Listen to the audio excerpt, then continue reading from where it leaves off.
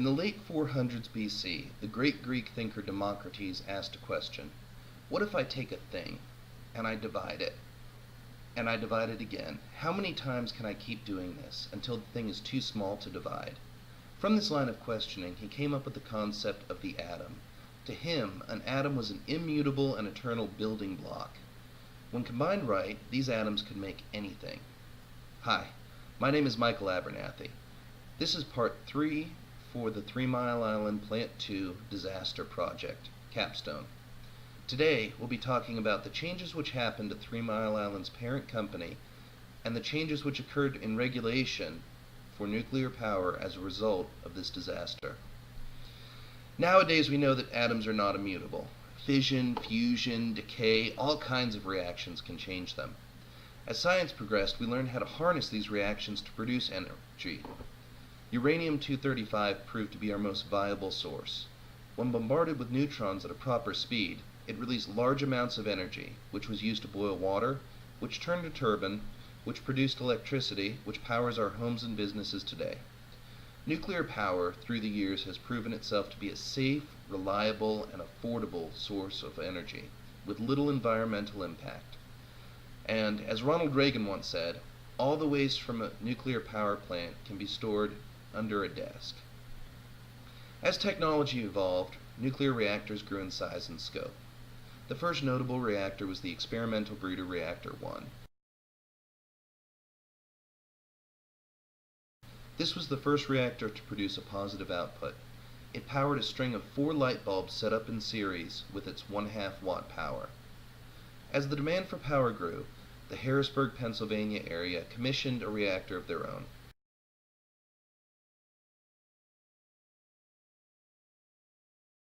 Three Mile Island's plants 1 and 2 were run by the company Metropolitan Edison.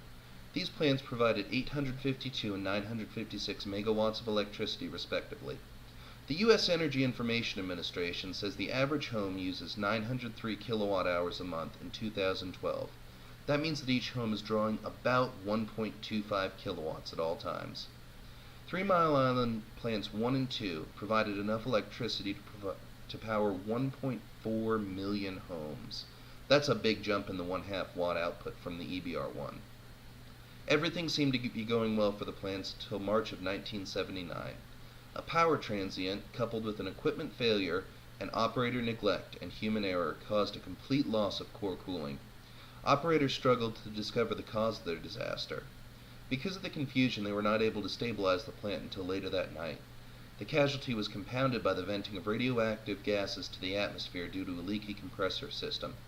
Despite the fact that no significant amount of radioactivity was released, the media supplied irrelevant facts which caused widespread panic which led to evacuation. During this time, 3 Mile Island Plant 1, the sister plant, was shut down for refueling. The plant was not allowed to start up again until it proved itself safe to operate. This left 3 questions unanswered. What must be done to repay the company's debt to society after the disaster? What can the Nuclear Regulatory Committee do to prevent future disasters of this magnitude? And will the general public ever be able to accept nuclear power as an energy source after seeing its potential failings?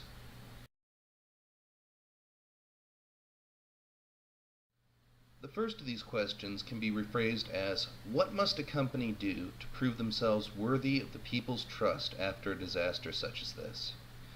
Metropolitan Edison was quickly dissolved after the 3 Mile Island event and replaced with a new company, GPU Nuclear. This company had an entirely different outlook on nuclear power. It changed out the personnel involved in the shady practices which had contributed to the disaster.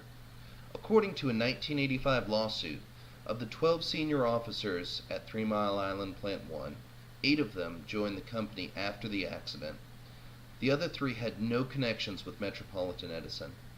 Similarly, of the 435 people identified as key personnel, 235 joined after the accident and 100 had no connections with Metropolitan Edison. 3 Mile Island Plant 1 also almost tripled the number of full-time employees, going from 315 to 915. This new larger staff was dedicated to operating the plant by regulations and ensuring truthful records were kept of all events. Three Mile Island Plant 1 also developed a new focus on training. Before the disaster, operators were relied on to correctly identify casualties and respond to them. This system was replaced with a system similar to a flowchart. The operators identified plant symptoms and took actions to correct them. This lessened the chance that they would be taking actions for the wrong casualty and would compound the issues. Training focused on keeping the core covered at all times and providing core cooling. These new changes helped account for the human error in assessing casualties. GPU Nuclear also increased the training staff eightfold. It went from 7 people to 55, and these 55 people were only focused on drills, training, and everyday operations. There were legal consequences for this disaster too. Metropolitan Edison was forced to pay out $25 million for issues attributed to the disaster. Other payouts given outside of the courtroom are estimated to total $15 million. The Metropolitan Edison Company set up the 3 Mile Island Public Health Fund to distribute this money. Their final step was to admit their mistake and move on. On February 28, 1984, Metropolitan Edison pled guilty to criminal falsification of leak rate data. The case found that there were a large number of employees at fault for this, but it also found that none of the directors or officers were aware of the falsified leak rate data. On May 9, 1985, the director of the NRC found that GPU Nuclear had completed all 155 conditions they had required to restart the reactor. On October 5, 1985, 3 Mile Island Plant 1 returned to power. The events of the disaster at the 3 Mile Island plant were remembered, but forgiven.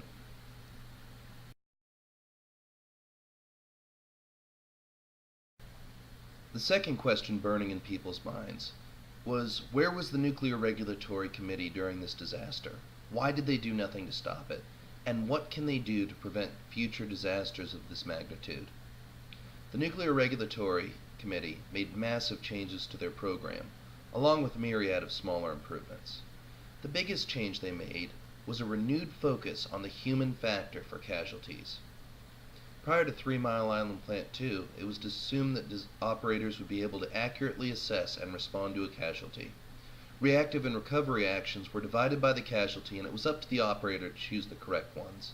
Completing actions for the wrong casualty, as we discussed before, would compound issues and complicate the recovery. Following the lead of the 3 Mile Island 1 training staff, the NRC recommended a new series of procedures. This walked the operator through the casualty analysis and immediate actions for all of the plants out there.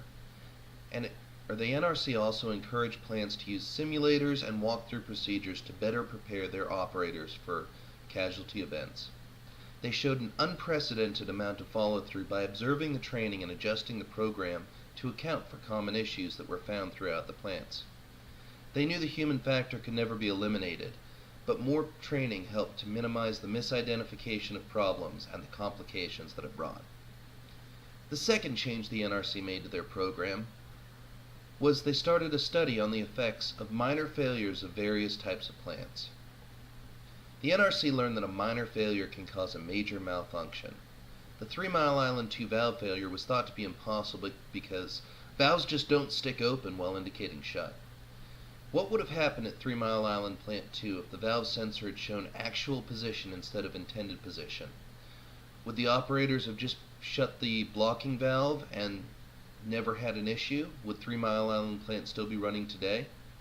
What other plants had issues like this which could cause a similar disaster if somebody misunderstood what they were being told?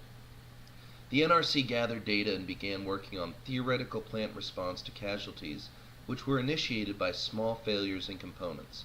They used old plants and test platforms to perform actual data gathering, and the information was used to improve instrumentation and control systems and better train operators.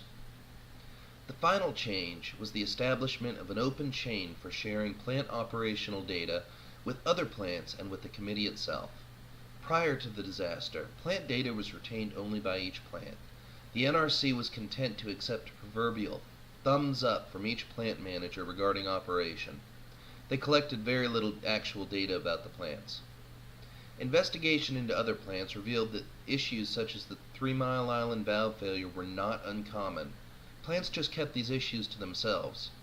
The NRC established the Office for Analysis and Evaluation of Operational Data. This office reviewed operational data, built a set of lessons learned from the incidents, and disseminated these lessons to other plants. To ensure that this office was able to fully do its job, 2 inspectors were assigned to each plant, living and working in the local area and reporting only to the NRC.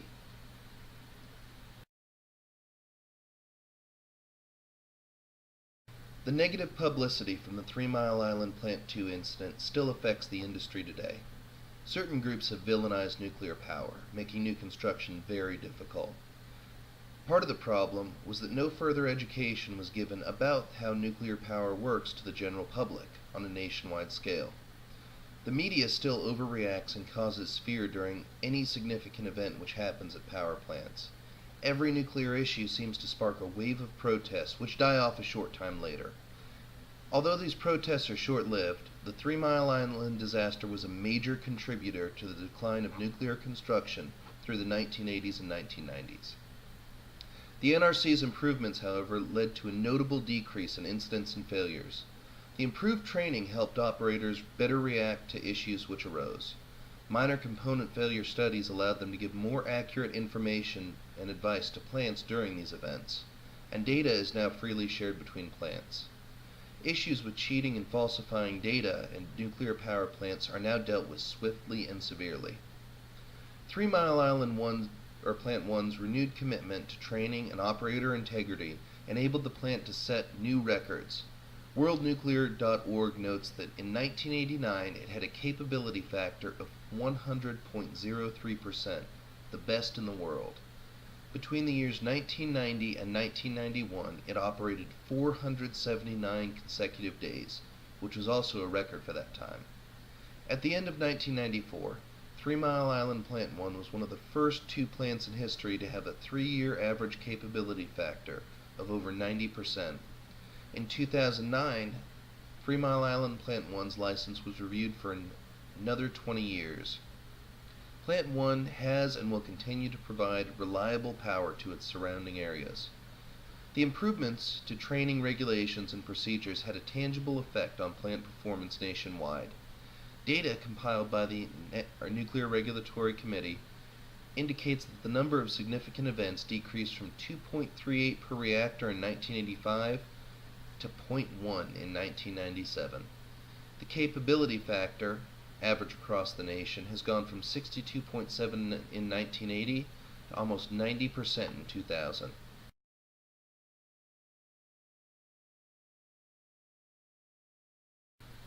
In 2013, the World Association of Nuclear Operators Performance Indicators report shows a steady downtrend of incidents and issues.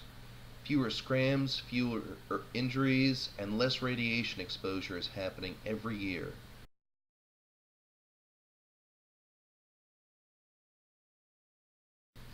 And we also have a trend of increasing capability factor peaking at 87% in 2013.